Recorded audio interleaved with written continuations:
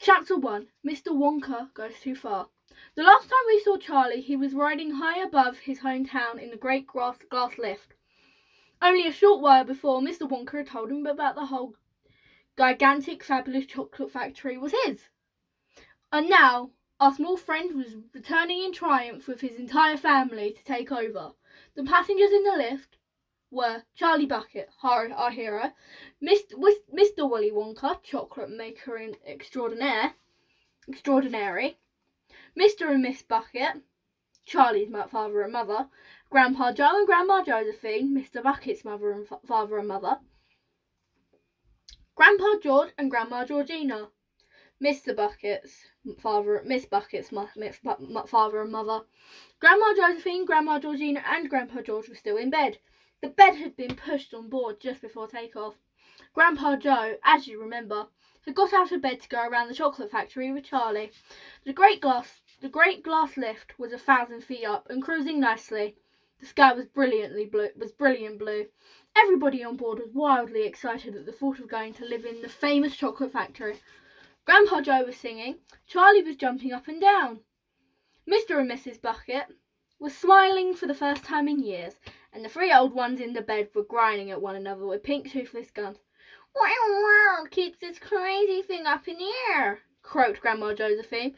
"Madam," said Mr. Wonka, "it is not a lift any longer. Lifts only go up and down inside buildings.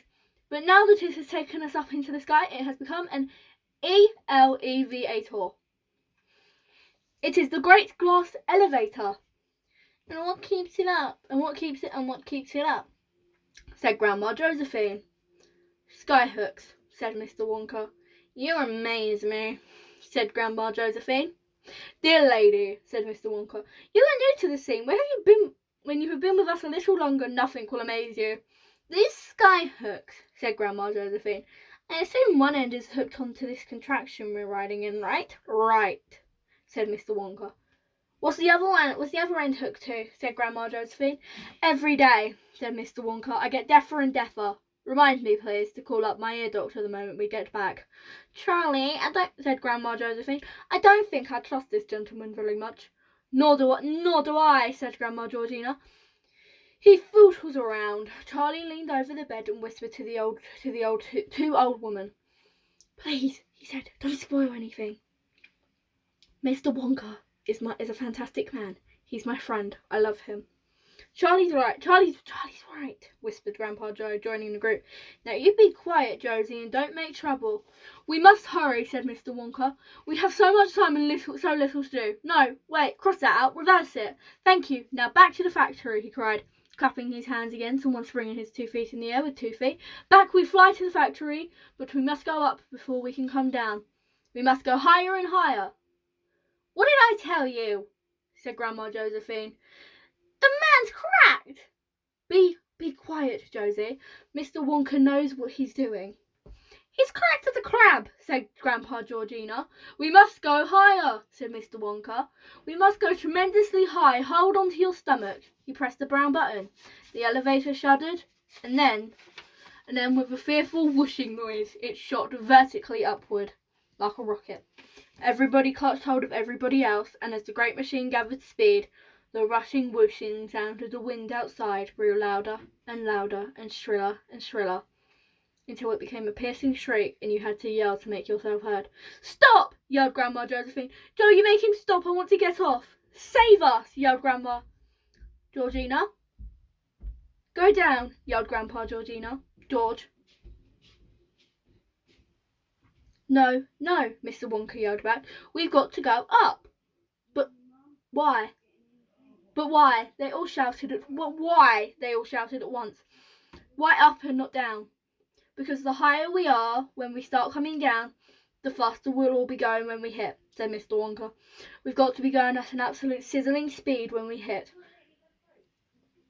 When we hit what?" they cried. "The factory, of course," answered Mr. Wonka. "You must be whackers," said Grandma Josephine. "We'll all be ploppified." "We'll be scrambled like eggs," said Grandma Georgina. "That," said Mr. Wonka, "is a chance we shall have to take." "You're joking," said Grandma Josephine. "Tell us you're joking." Madam, said Mr. Wonka, I never joke. Oh, my dears, cried Grandma Georgina, we'll be lixivated, every one of us. More than likely, said Mr. Wonka. Grandma Josephine screamed and disappeared under the bedclothes. Grandma Georgina clutched Grandpa George so tight he changed shape. Mr. and Mrs. Bucket stood hugging each other, speechless with fright. Only Charlie and Grandpa Joe kept moderately cool. They had travelled a long way with Mr. Wonka and had grown accustomed to surprises, but as the great elevator continued to streak upward, further and further away from the earth, even Charlie began to feel a trifle nervous. Mr. Wonka, he yelled above the noise, what I don't understand is why we've got to come down at such a terrific speed. My dear boy, Mr. Wonka answered, if we don't come down at a terrific speed, we'll never burst our way in through the roof of the factory. It's not easy to punch a hole in the roof as strong as that. But there's a hole already in it. There's a hole in it already, said Charlie. We made it when we came out. Then we shall make another, said Mr. Wonka. 2 holes are better than 1. Any mouse will tell you that. Higher and higher rushed the great glass elevator until soon they could see the countries and oceans of the earth, spread out below them like a map. It was all very beautiful.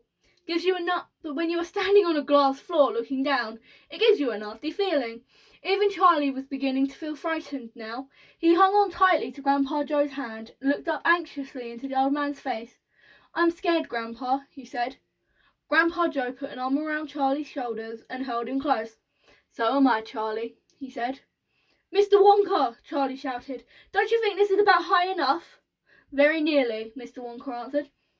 But not quite. Don't talk to me now. Please don't disturb me. I must watch things very carefully at this stage. Split-second timing. My boy, that's what it's got to be. You see this green button? I must press it at exactly the right instant. From just half a second late, then we'll go too high. What happens if we go too high? Asked Grandpa Joe. Do! Please stop talking and let me concentrate, Mr. Wonka said. Come back for part 2 when I decide to finish the rest of the book, Charlie and the Great Glass Elevator by Roald Dahl.